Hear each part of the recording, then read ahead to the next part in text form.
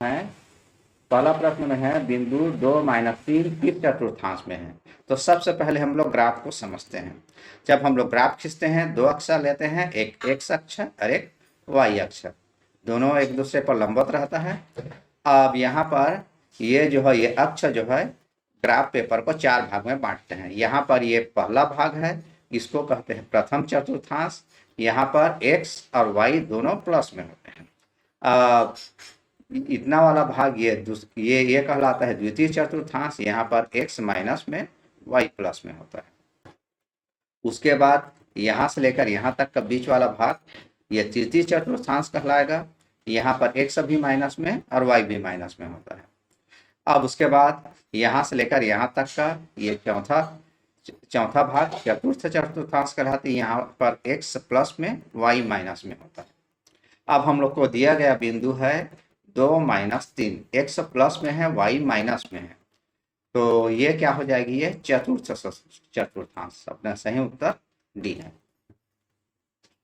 अब उसके बाद लिखा है बहुपद x² + x - 12 के शून्यकों का योगफल होगा। किसी भी बहुपद के शून्यक, इसको हम लोग अल्फा और बीटा से दर्शाते हैं। अल्फा प्लस बीटा बराबर होता है -b/a। अब b और a कहाँ से प्राप्त करेंगे, x का गुणांक, x का पहले कुछ नहीं है मतलब 1 है, ये a होगा। सूत्र में -b है तो यहाँ पर यह -1, और a x² का गुणांक, x² के सामने कुछ नहीं है मतलब 1 है, तो यहाँ पर a का मान 1 हो गई। -1/1 करेंगे तो हम लोग को मिल जाएगी -1।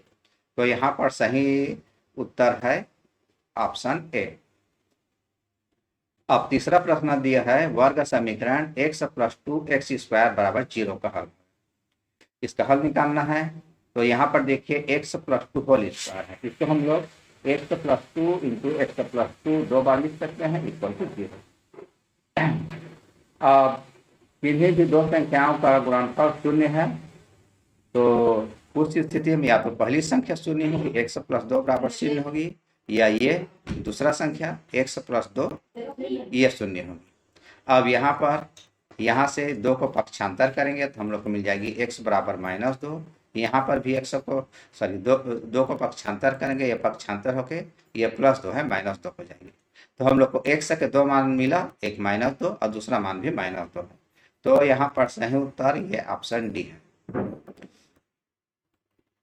अब आते हैं हम लोग चौथे प्रश्न पर। चौथा प्रश्न है r त्रिज्या और h ऊंचाई वाले शंकु का आयतन। तो शंकु का आयतन होता है 1/3 πr²h। अपना सही आंसर बी है। अब उसके बाद sec² 45 अंश का मान होगा। हम लोग को मालूम है cos 45 अंश का मान 1/√2 है। sec इसका व्युत्क्रम होता है, तो sec cos का